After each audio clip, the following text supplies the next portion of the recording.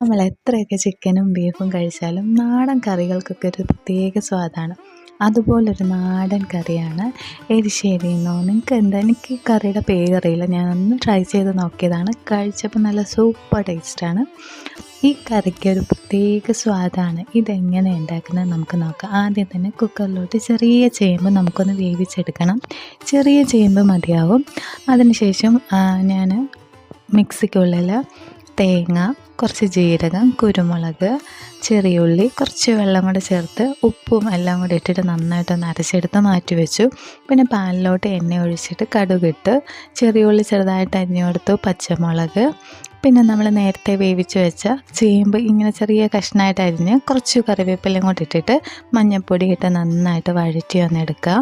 എന്നിട്ട് നമ്മൾ നേരത്തെ ചതച്ച് വെച്ചിട്ടുള്ള തേങ്ങ എന്നിട്ട് കൊടുക്കുക. കുറച്ച് വെള്ളം കൂടെ ഒന്ന് ഒഴിച്ചു കൊടുക്കുക. പിന്നെ പരിപ്പുണ്ടല്ലോ, പരിപ്പ്